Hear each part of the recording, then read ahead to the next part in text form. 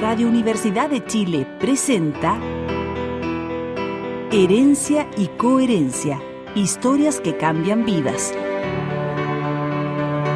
Un programa del Centro Desarrollo Sistémicos Cerval. Conduce Susana Muñoz Aburto.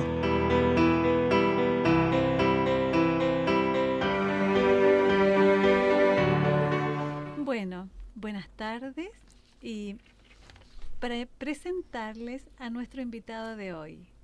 Él es el profesor Luis Poirot de la Torre.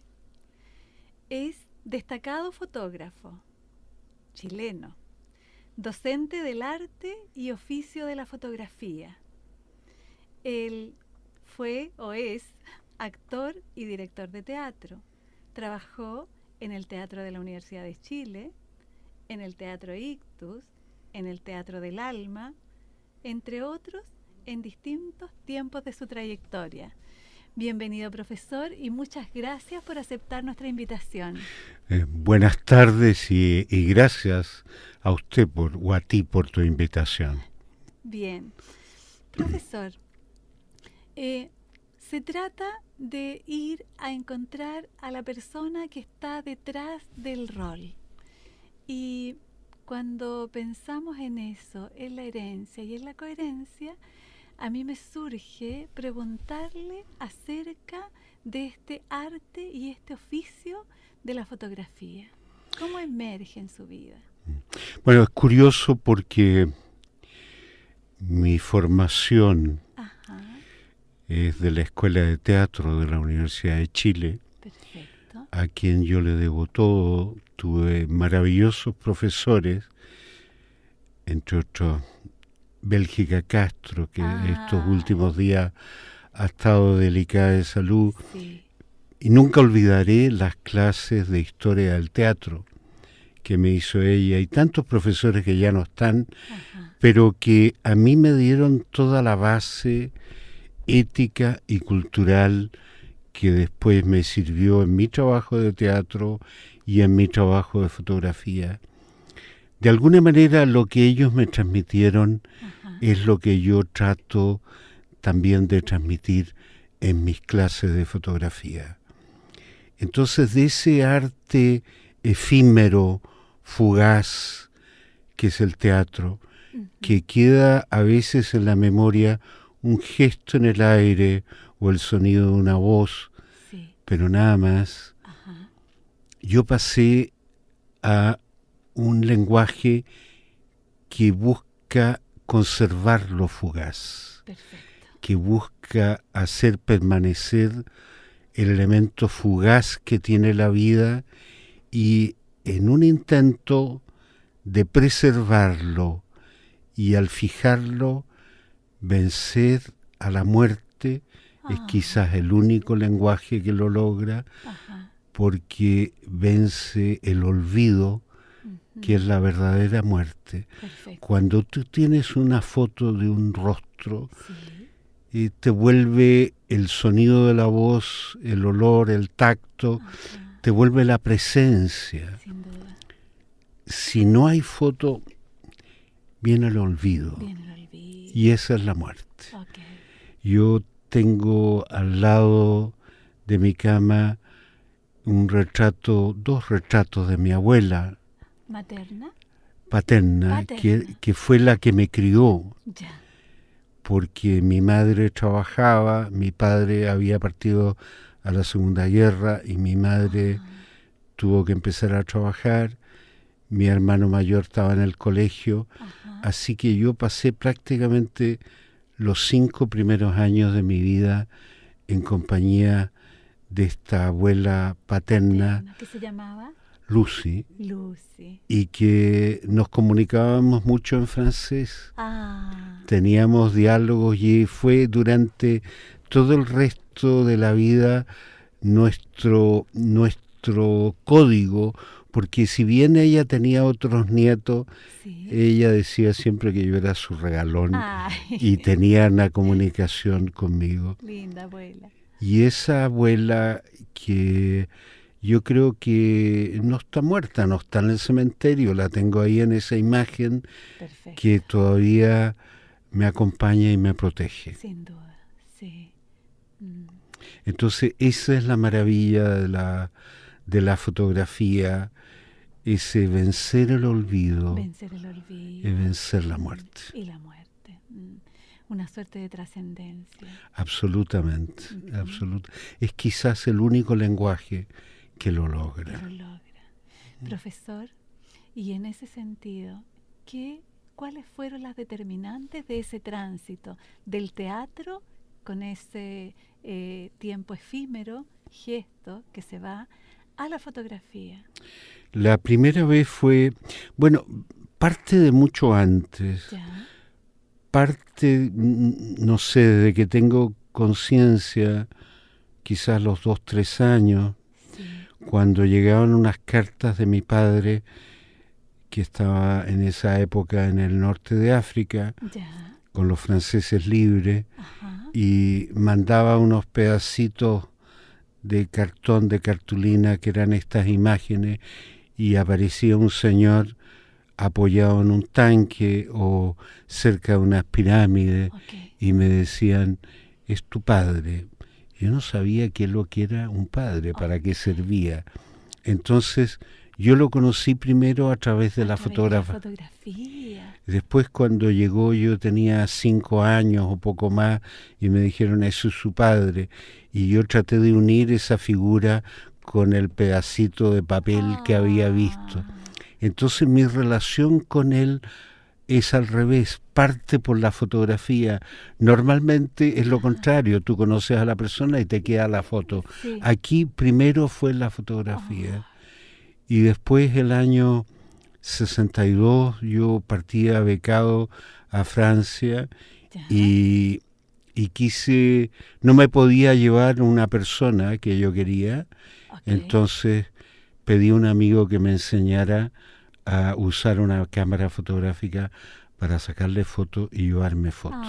Y me llevé la foto. Perfecto. Que es la razón por la que todos llevamos en una billetera una foto de alguien, o en el velador tenemos una foto cerca nuestro, porque es el recordatorio, es la presencia sustituta de la persona, ¿no? Esa es la maravilla de la fotografía. Sí, importante. Y yo trabajo con eso, y trabajo con la memoria, tratando, en un país que tiene poca memoria como el nuestro, amnésico. Que borra rápidamente todo, entonces de dejar memoria, de lugares, de personas. Personas que a mí me importan y que yo creo que han hecho algo importante y que no se pueden olvidar. Sin duda. Profesor, ¿y usted es el hijo número? El segundo. Somos de 3 hermanos. Hay una hermanastra, mujer, que murió ya, que está en París enterrada junto con mi padre, ¿no? A quien yo quise mucho. El nombre hermanastra me resulta feo. Un poco duro. Sí, yo prefiero decir, era una hermana. Era una hermana. Porque yo la quise y ella, yo sé que me quiso mucho. Sí. Y a propósito de estas figuras significativas que ya no están más, sus padres, profesor. Bueno, los dos han muerto. Mi padre, como te decía, murió en Francia, vivía en Francia. Él, después que se separó de mi madre, se fue a vivir a Francia, construyó otra familia y murió el año 82 en París. Yo vivía en Barcelona en ese momento y fui a su funeral, que fue una ceremonia muy impactante, porque el rito francés bajaron el ataúd a la tierra y me pasaron la pala y me dijeron, usted es el hijo mayor presente, usted es el primero que la entierra. Y todavía resuena en mi memoria el sonido de la piedra, de la tierra cayendo en el ataúd. Pero yo creo que era un acto simbólico con mucha importancia, porque era también parte de mi célula, de mi cuerpo, que yo estaba enterrando. Y luego todos los asistentes al funeral lo enterramos. Entonces yo creo que tenía un significado muy importante, muy serio. Luego mi madre, años después, murió en Chile, y si bien tuve el dolor de la muerte de la madre, por otro lado yo estaba tranquilo porque ya un par de años antes había hablado todo con ella. Perfecto. Esas cosas que siempre quedan pendientes con la relación de los padres y que nunca se hablan. Entonces llegó un momento en que yo hablé todo con ella. La abracé, la apreté, le dije que la quería mucho, y ella no sabía cómo responder porque pertenecía a una generación en que no se tocaba. Donde la expresión estaba muy limitada. Yo sabía que ella me quería, pero de chico nunca tuvo un gesto físico de cariño, porque ella creció de esa manera y porque no se acostumbraba. ¿Cómo se llamaba su mamá? Aurora. Aurora, qué lindo. Como mi hija Aurora, tengo una hija de 10 años que se llama Aurora. Como ella y como su abuela y su bisabuela. Es un nombre que está en la familia, que es un nombre precioso y poco común. Y luego tengo otra hija que acaba de cumplir 7, que se llama Isabel. Y un hijo mayor que ya está en los 50 o cerca de los 50, que se llama Andrés. Bien. O sea, yo he cumplido con el precepto, he tenido hijos, he plantado árboles y he publicado libros. Perfecto. Profesor, y en ese sentido, la vivencia del tiempo, de la vida, de la muerte, de la presencia, de la ausencia, del teatro y de la fotografía. Yo, como te decía, trabajo mucho con eso de la memoria, por lo tanto está muy presente la muerte en mi trabajo, porque fotografío personas que a veces en poco tiempo no van a estar.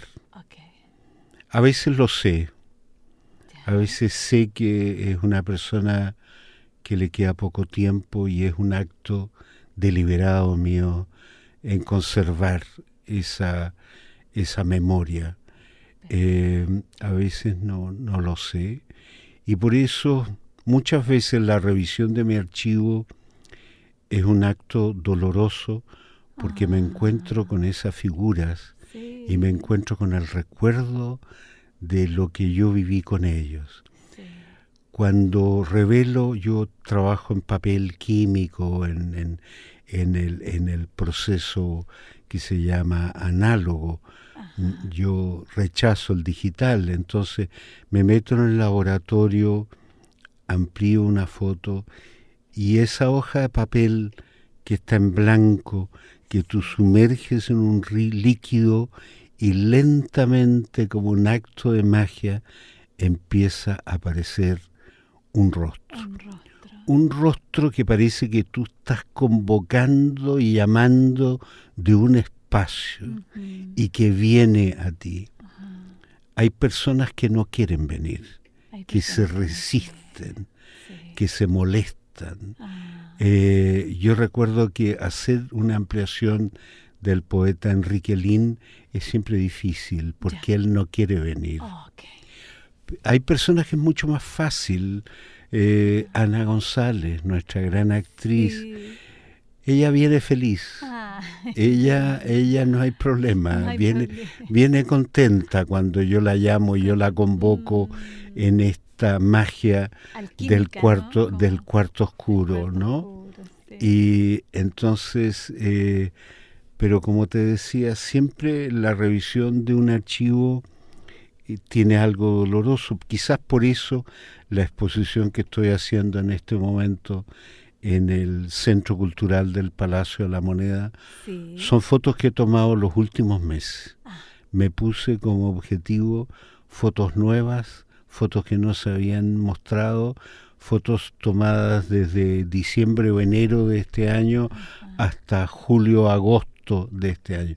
Fotos totalmente nuevas. Perfecto. Para no tener ese dolor de la búsqueda del archivo, que lo tengo presente en otra exposición, una exposición que voy a inaugurar en noviembre en el Museo de Bellas Artes, una gran exposición, que ahí hay muchas fotos de teatro. Perfecto. Entonces ahí hay muchas fotos de archivo y de repente ha sido muy difícil volver a eso. Okay. O sea, una foto es una exposición llena de emociones. Exacto. Bueno, yo trabajo con la emoción. No soy un animal lógico, no soy un animal racional, soy un animal de emoción. Mis fotos tienen que ver con la emoción. No sé muchas veces por qué estoy apretando el disparador y por qué estoy dirigiendo el objetivo hacia algo y saco la foto. A veces me demoro años en entender el por qué hice eso. Y queda guardado ese negativo a veces años, a veces mucho tiempo, hasta que vuelvo a verlo y encuentro un sentido a eso que hice. Entonces, esa búsqueda de la presencia del ausente. La presencia del ausente. Y el primer libro que hice era sobre la figura de Pablo Neruda y se llamaba Neruda, retratar la ausencia. Ay. ¿Cómo retratas la ausencia? Es fácil, cuando no está ausente, cuando está presente. Y yo busqué y Neruda estaba presente en su obra, en sus versos que la gente recita de memoria, en el recuerdo de los amigos, ¿no? En sus objetos. En sus objetos. Los objetos que tenía, sobre todo especialmente en la casa de Isla Negra, que tal como él había dicho en algún momento, esos objetos quedaban cargados de la presencia y él sentía que esos objetos iban a hablar de él. Perfecto. Cuando yo entré a esa casa de Isla Negra, 9 años después de la muerte, una casa que no había sido abierta, que no era museo, que todo lo contrario estaba prohibido entrar, y que su viuda Matilde me dejó, yo estuve 4 o 5 días visitando esa casa, vacía, en silencio, un día de invierno, y los objetos me hablaban del ausente. Y fue una experiencia muy, muy fuerte, porque después cuando volví a Barcelona, donde yo vivía, yo había venido por un par de semanas a Chile, comencé a revelar esos rollos y me aparecieron imágenes que yo no recordaba haber tomado. Era como si otra mano hubiera apretado el disparador y sacado la foto. Entonces trabajé con eso, trabajé con la búsqueda de la presencia de Neruda, porque tenía miedo yo que pasara lo que había pasado en España, que después de 40 años de dictadura, las jóvenes generaciones no se acordaban de García Lorca, de Miguel Hernández, de Machado. Entonces yo no sabía cuánto tiempo iba a durar la dictadura en Chile y si con Neruda iba a pasar lo mismo y iba a caer el olvido. Y ahí, entonces usted se encarga de retratar o retraer o traer al presente para la gente, sobre todo para la gente más joven que no lo había conocido. Ya había generaciones de personas más jóvenes en Chile que evidentemente no habían conocido a Neruda y del cual no se hablaba en ese momento. Estamos hablando del año 82. Sí. No se hablaba de Neruda, no habían libros de él en las librerías, era un silencio total. La dictadura trató de borrar todo, eliminó las fotos, quemaron archivos de fotos.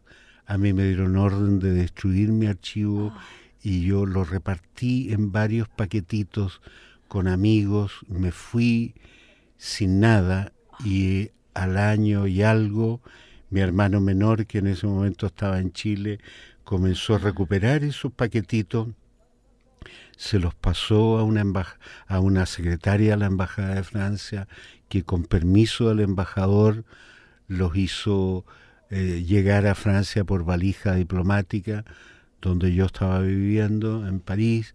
Me llamaban y me decían: señor Poirot, hay un paquetito para usted. Okay. Y yo así lentamente pude rearmar mi archivo. Perfecto. Algo se perdió, pero lo más importante se salvó. Si no, hoy día no tendría las fotos de Neruda, de Víctor Jara, de Allende, de la Unidad Popular, del teatro y de la cultura de aquella época que yo fotografié. Porque, como te digo, ellos quisieron borrar todo. Que todo empezaba con ellos, ese fatídico 11 de septiembre estamos cerca, ¿no? Que recordamos el lunes. Sí, perfecto. Y esto de estar tras la cámara, profesor. ¿Qué implica esto de estar detrás de la cámara para usted? Como implica, yo creo, una responsabilidad. Hay que ser responsable por lo que se hace. Yo creo que hay que asumir la consecuencia de sus actos.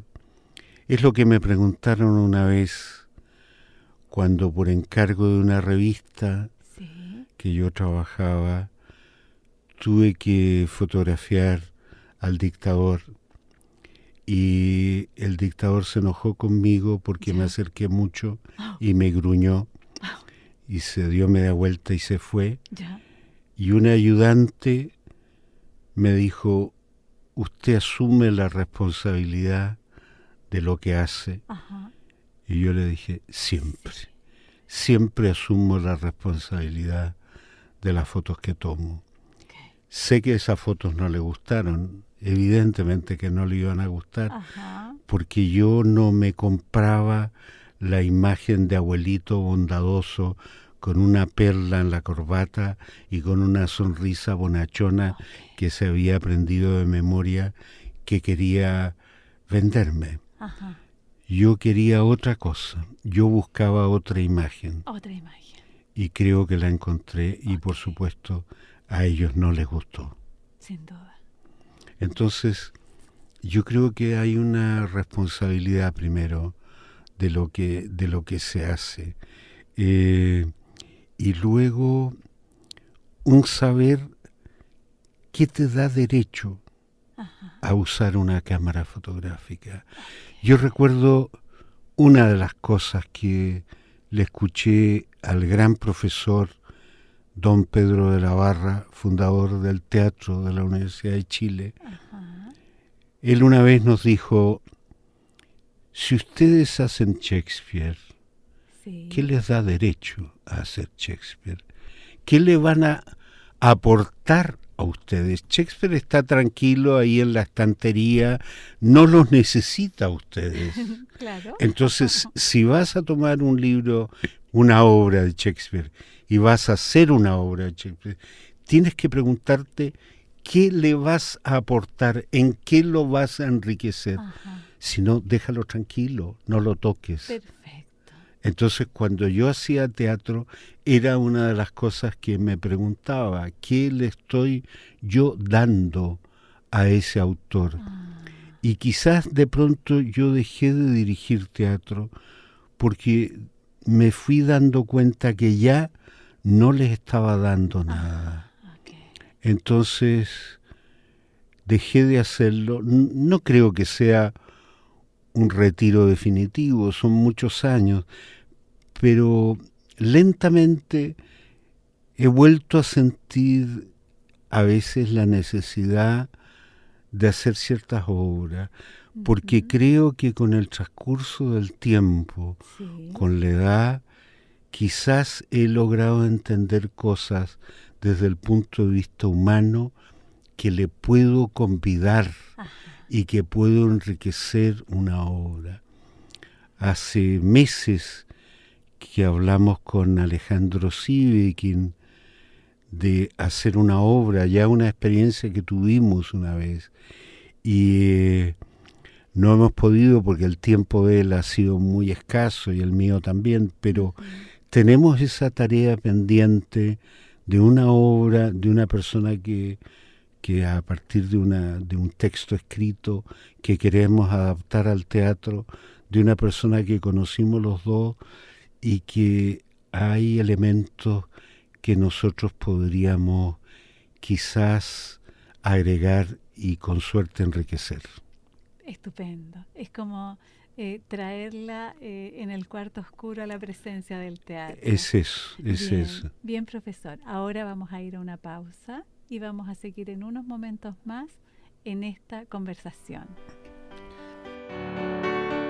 Bueno, estamos de vuelta para continuar con esta interesante entrevista de nuestro profesor Luis Poirot.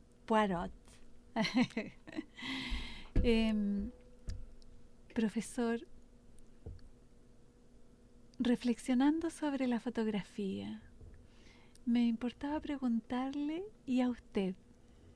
¿Quién lo fotografía? Bueno, me fotografía mi esposa, Fernanda. Okay. Ella, cada vez que hay una exposición o un libro, me hace una fotografía que generalmente es la que entregamos a la prensa o va acompañando el libro o la exposición. Entonces, ella va registrando lo que yo hago también con otros, el paso del tiempo. El paso del tiempo. Ella registra el paso del tiempo en mí, en mi rostro, el envejecimiento, que no tiene por qué ser peyorativo. Por cierto. Yo sé que soy una persona mayor, yo sé cómo mi físico va cambiando, no pretendo tener 20 años, tampoco, porque además lo pasé muy mal a los 20 años. Yo. Y ella va registrando eso y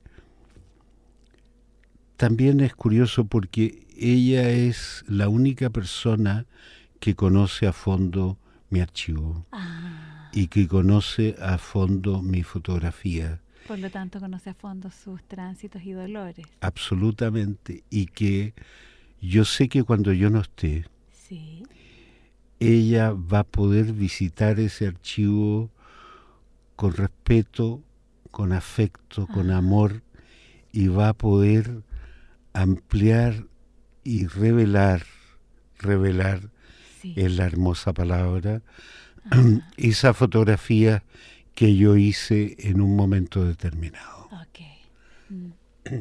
Es como los archivos, entrar a los archivos es como entrar a los espacios sagrados. Es entrar a mi memoria. A su memoria. Es meterse muy profundamente en mi memoria. Sí. Y eso ella lo conoce íntimamente. A veces tenemos discusiones porque me dice, tu archivo es un caos, es un desorden. Es verdad que es un desorden. Sí. Pero es que en la memoria tú no puedes poner cronología, cierto, porque tú te acuerdas de algo de hace 20 años e inmediatamente de algo de ayer. Entonces estableces un nexo, sí, no tiene lógica ese archivo. Entonces ella trata de poner un orden en mi archivo que no dura mucho porque yo rápidamente cambio de lugar los negativos y están en otro lugar. Pero yo sé que ella va a recorrer eso y quizás va a encontrar cosas, probablemente imágenes que yo he pasado de largo y que que he ignorado y que a lo mejor tienen un interés, ¿no? Uh-huh. Ha pasado ahora con la exposición de final de año en el Museo de Bellas Artes, con el trabajo que ha hecho la Escuela de Teatro de la Universidad Católica, que han encontrado fotos de teatro que yo no recordaba, que yo había ignorado, porque en un montaje yo podía sacar 100 fotos y se usaban 4, 5, el resto quedaban guardados y nunca más las veía. Y ahora que revisaron todo, encontraron, y fue un regalo y un descubrimiento para mí, fotos maravillosas que aparecieron. Como abrir otra dimensión. Sí. Totalmente. Fue un regalo eso que me están haciendo. Y esto de trabajar contra el tiempo. Contra el tiempo. Tiene algo muy mágico, encuentro yo, ¿no? Sí. Tiene algo de brujo también, ¿eh? Sin duda. ¿No? De repente yo me siento un poco brujito ahí, que estoy convocando algunas fuerzas que están en algún espacio. Algunas fuerzas, presencia, en esto hay otro que yo creo en esa... Yo creo en esa presencia, por eso te digo, la foto de mi abuela es tan importante para mí, porque yo cuando me voy de una casa lo primero que saco es el retrato de ellos, y cuando llego a la nueva casa lo primero que cuelgo es la imagen de ella, porque ya me siento que tengo un espacio que me pertenece, ¿me entiendes tú? Es una foto, hay dos, una que me regaló ella, que se la había tomado no sé qué fotógrafo cuando ella cumplió 40 años, y me dijo, poco antes de morir, me dijo, yo te quiero que guardes tú esta foto porque sé que eres el único que la va a guardar, porque los otros va a terminar en la basura. Y una hermosa foto. Y luego otra foto que yo le tomé. Yo le tomé y que me conmueve mucho, y las personas que la han visto también dicen eso, la enorme ternura de su mirada. ¿Cómo me mira? La mirada. La mirada de ella, eso trasciende. Sí, sin duda. Profesor, sus hermanos, ¿a qué se dedican sus hermanos? El mayor es un arquitecto jubilado en Chile. El menor, yo soy el del medio. El menor es ingeniero de sonido. Vive en el Miami, que hoy día está a punto de ser visitado por este huracán. Yo en la mañana me comuniqué con él, le pregunté si... Me dijo, no, estoy esperando, todavía no llega. ¿Qué va a pasar? Si va a llegar. Ya él ha pasado 2 o 3 huracanes, ya uno de ellos hace años atrás le hizo desaparecer la casa. O sea que tiene una experiencia, pero él es profundamente chileno, si bien tiene nacionalidad norteamericana, y siempre me ha dicho que llegado el momento que pueda jubilarse, arreglar su situación, él quiere venir a vivir a Chile y quizás a Valdivia, que es donde él estudió en la Universidad Austral de Valdivia. Ingeniería en sonido. Ingeniería de sonido. Fue la primera promoción que estudió Ingeniería de Sonido en la Universidad Austral de Valdivia. Es como de volver al comienzo, ¿no? Sí, y a él le gustan mucho las ciudades pequeñas, no le gustan las ciudades grandes, y de Valdivia, pero yo le digo, Valdivia llueve todo el tiempo, hace frío, no, me gusta eso. Él me dice que le gusta eso. Le gusta, sí. Es como... Es potente, como la arquitectura, la estructura, el sonido y la imagen, ¿no? Sí, curioso, estamos de alguna manera todos relacionados con algo. Andrés, mi hijo mayor, es diseñador de iluminación de teatro y de espectáculo, o sea, luces y sombras. También trabaja con la luz, o la ausencia de luz, o la presencia de la luz. De alguna manera está relacionado con eso. Sí, ¿no? qué importante. Y profesor, ¿y su familia cómo reaccionó o qué ocurrió cuando usted tomó la opción de el teatro? Bueno, yo venía de otra cosa. Yo en aquella época era el final de los estudios de colegio secundario que se llamaba, Sí, o sea, 14, 15, 16 años. Yo estuve 3 años y un día en la escuela militar. ya. Entonces, porque mi padre se le ocurrió la idea, en esa época todavía vivía con nosotros, estaba casado todavía con mi madre, Ajá. de que yo era un chico muy tímido y que la escuela militar me iba a servir para sacar personalidad. Ya, Todo lo contrario, por supuesto. me hundió más en la timidez y me hizo odiar la autoridad impuesta porque sí hasta el día de Hasta hoy. el día de hoy. Entonces, después que él se fue, se separaron de mi madre, yo pude retirarme de la escuela militar, ya había terminado los estudios secundarios, Ajá. pero no sabía qué hacer. En esa época era el bachillerato, la prueba que se daba para entrar a la universidad. Ok. Entonces, eran muy pocas las opciones que había. O eras periodista, ¿Ya? psicólogo, ¿Ya? profesor o abogado. Ok. No había más. Entonces mi madre me dijo, ¿por qué no estudia leyes, hijo? Ah. Me gustaría tener un hijo abogado. Bueno, entré a la Escuela de Leyes de la Universidad de Chile Ajá. y al poco tiempo me di cuenta que la profesión de abogado no tenía nada que ver conmigo. Me gustaban ciertas cosas que se enseñaban en la Ajá. Escuela de Derecho, pero no, eso no tenía que ver conmigo. Ok. Pero yo no sabía qué hacer. Y estaba muy desorientado, como yo creo que están desorientados la mayor parte de los chicos que terminan del colegio. Sí. Porque el colegio no te prepara para eso. Ajá. Entonces iba a conferencias gratis, a conciertos que había en esa época gratis, a obras de teatro. Ah. Y un día vi una obra de teatro de Egon Wolf, Discípulos del Miedo, que se hacía en una pequeña sala de teatro en la calle San Diego, Ya. dirigida por Eugenio Guzmán, y fue un shock, Ah. una revelación.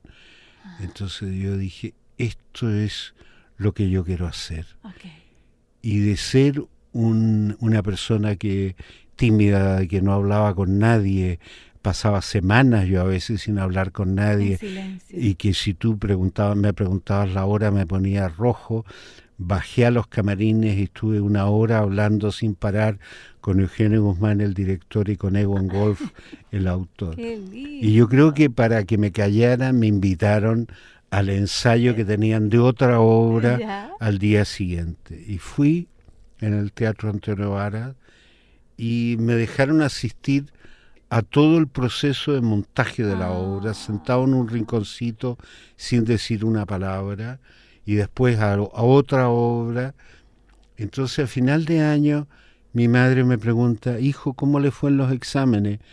Le dije, mamá, hace 6 meses que yo no voy a la escuela de leyes y voy a entrar a la escuela de teatro este otro año. Entonces, a la pobre señora casi se le cayó el pelo, se enojó mucho. Y la reacción familiar fue muy agresiva. Ah. Hubo familiares que me dijeron que no los visitaras porque era un mal ejemplo Ya. para mis primos y qué sé yo, todo lo demás, y que en esa época estudiar teatro era muy mal visto. Ya. Entonces fui muy marginado y sentí mucha marginación. Okay. Pero perseveré y entré a la escuela de teatro, donde estuve 3 años, donde conocí gente maravillosa como este director Eugenio Guzmán, que fue un verdadero padre sustituto para mí. Nené Aguirre, que autora La Pérgola de las Flores, que también me ejerció una gran protección y ayuda sobre mí.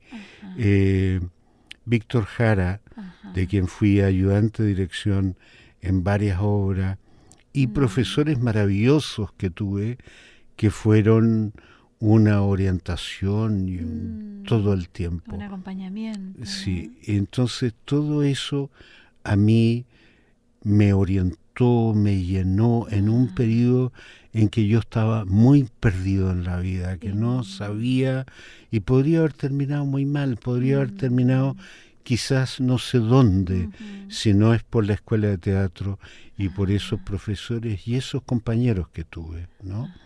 Entonces toda mi deuda está con ellos, y la gratitud, ¿no? ¿no? Y gratitud está con ellos. Lo que te decía, lo que le oía a don Pedro de la Barra, yo no alcancé a ser alumno de él, pero asistí a varias charlas y conferencias de él y fue siempre una inspiración, ¿no? Porque después cuando yo pasé a fotografía no había donde estudiar en Chile. Yo soy autodidacta, aprendí solo, echando a perder. De repente hablando con algunos fotógrafos, preguntándole cosas y sobre todo leyendo muchos libros y revistas de fotografía que en esa época llegaban a Chile y se podían ver. Pero sobre todo fue un trabajo autodidacta y tuve conversaciones y diálogos, pero no con fotógrafos, con escritores. Y yo te diría esencialmente con poetas. A mí la conversación con Neruda fue muy importante, después con Enrique Lin, con Zurita y con otros poetas. Siempre es muy cercano el mundo de la poesía al mundo de la fotografía. Perfecto. Porque la fotografía insinúa, no muestra, insinúa un camino y tú como lector de esa imagen tienes que encontrar tu propio significado. Perfecto. O sea, una fotógrafa dijo, la fotografía es un misterio sobre un misterio y mientras menos muestra, mejor. Más muestra, claro. Entonces yo creo en eso. Yo creo que hay que te sirva de inspiración para que tú encuentres un sentimiento o un pensamiento. Pero yo no te obligo a que tú veas lo mismo que yo vi. Perfecto. Es como si se fuera como emergiendo el texto del retrato hablado, ¿no? Absolutamente. Y es eso, además, es lo que a lo mejor que puede pasar con una fotografía es que las personas a través del tiempo lo tomen como un símbolo, como un ícono, y que como una canción que tú cantas sin saber quién es el autor y no te importa, porque te sirve para expresar algo. Una fotografía que expresa algún recuerdo tuyo y que tú escoges como imagen y ya no sabes quién es el fotógrafo, ni te importa. Ya no importa más. Cuando llega a ese nivel de anonimato, es el mejor homenaje que puede recibir un fotógrafo. Qué lindo. Que ya la fotografía pertenece a muchos. Sí. Y en ese sentido, profesor, en el anonimato, ¿cómo cobra presencia el autor y el fotógrafo en el tiempo? Bueno, es lo que te decía, uno nunca sabe qué va a pasar con tus imágenes, porque la lectura de la fotografía toma tiempo, que lo que pasa en la vida de la gente, que lo que pasa en la vida del país, del mundo, esa imagen puede tomar un significado o no. Yo, como ya he vivido suficiente, sé que algunas fotos mías muy antiguas, de los años 70, quizás van a permanecer porque las personas se identifican con ellas. Okay. Pero, ¿qué es lo que pasa con las fotos más recientes? Todavía no sé. Ajá. Quizás no lo voy a saber nunca, porque se necesitan 10 años, 20 años, a lo mejor 30 años para que haya una perspectiva y se pueda ver eso que tú hiciste. Entonces, aquellos que buscan la fotografía como un elemento de hacerse ricos y famosos rápidamente, están perdidos. Están perdidos. Este no es el oficio para eso. Ok, sí. Profesor, y en esto de la fotografía como un acto de magia, ¿cómo se inserta el futuro en la fotografía? El tiempo del futuro, fotografiando el futuro. No fotografías el futuro. No la fotografía. Tu fotografía es lo que está en tu memoria. Ver es recordar. Sí. Si tú no tienes memoria, no sabes ver. A un ciego que se le devuelve la vista, primero tiene que hacer memoria para saber que ve. Si no, son luces y sombras. No identifica. Entonces el niño sabe que está viendo a los meses después de haber nacido, cuando ya tiene memoria y puede identificar ese rostro que se acerca a él como su madre, ese rostro frecuente. Entonces él ya ve. Perfecto. Pero al principio son unas señales que no tiene código para entender qué es lo que es. Entonces todo viene de la memoria. Tú tienes que tener memoria y fotografías algo que de alguna manera tiene repercusión en tu memoria, consciente o inconscientemente, no sabes por qué, pero eso es lo que te hace fotografiar. Todo tiene que ver con la memoria. Solo se fotografía a partir de la memoria. Okay. Y la poética en ese sentido, la poética de la foto. Es difícil. Es difícil. Qué difícil. Bueno, cada fotógrafo tiene una poética. Cada fotógrafo es un mundo. Sí. Porque lo que yo estoy fotografiando no importa el objeto en sí, sino cómo yo lo veo. Sí. Y eso, dos fotógrafos parados en una esquina frente al mismo objeto, frente a un mismo árbol, lo vamos a ver distinto porque tenemos diferente memoria. Entonces, vamos a reaccionar distinto frente a eso y lo vamos a teñir de nuestra vida y por lo tanto la imagen va a ser distinta. Por eso a veces me preguntan, ¿pero qué fotografía si todo ya está tan fotografiado? Sí, los objetos están todos muy fotografiados. Las historias de amor están todas contadas. Hay muy pocas variantes de una historia de amor. Pero lo que cambia, lo que nos interesa siempre es cómo se cuenta esa historia. ¿Cómo se cuenta esa historia? Entonces, esto es lo mismo. ¿Cómo ves tú algo? Ok. Profesor, ¿y el amor en su historia? ¿Cómo se cuenta? Bueno, para mí es muy importante, es básico. Yo hace 3 años atrás o 4 años atrás hice una gran exposición en el Museo de Bellas Artes que se llamaba Un retrato. Ya. Un retrato, pero que eran casi 300 fotos de una sola persona, de Fernanda, que venían de 7.000 fotos que yo le había tomado en 16 o 17 años. Ese era mi diálogo de amor con ella. Y que en un momento determinado necesité sacarlo y mostrarlo. Esa era mi obsesión. El amor de ella fue lo que me salvó de la muerte cuando yo tuve cáncer y tuve un infarto y todo lo demás. Y la fuerza de ella que me transmitió, me obligó a vivir cuando yo era una pelea que ya casi daba por perdida, Okay. ¿no? Entonces, eso es más que fundamental para mí. Y es el amor que vivo con mis hijas. Es lo único que yo les puedo dar. Sí. No van a heredar fortuna de mí que no tengo, Ajá. no van a recibir nada.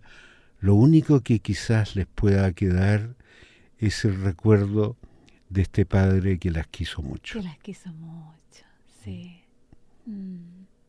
Importante.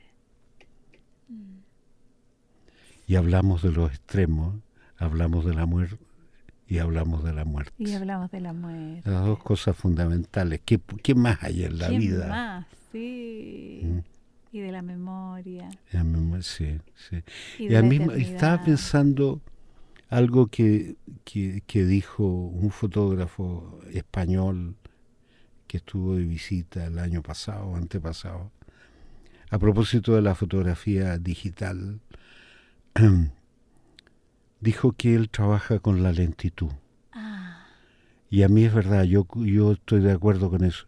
A mí la fotografía de rollo y de película y de papel es lenta. Yo trabajo con la lentitud. A mí la rapidez de eso digital no me sirve para nada. Yo necesito tiempo para pensar, tiempo para ver, tiempo para encontrarme con esas imágenes. Y esa rapidez, que también es una rapidez con que se desecha, porque yo veo estas fotos que sacan con el celular o con la cámara digital, rápidamente son borradas y rápidamente son olvidadas. No queda nada de eso. Sí, ¿no? sí. Entonces yo necesito lentitud, necesito tiempo. Perfecto. Y hablando de tiempo, profesor, estamos terminando nuestra entrevista y hemos recorrido la vida, la muerte, el dolor, el sufrimiento, el contento, las imágenes, el gesto espontáneo, el segundo eterno. Quiero agradecerle una vez más por haber aceptado nuestra invitación en este tiempo sin tiempo. Muchas gracias por esta invitación, muchas gracias por esta conversación. Gracias, profesor.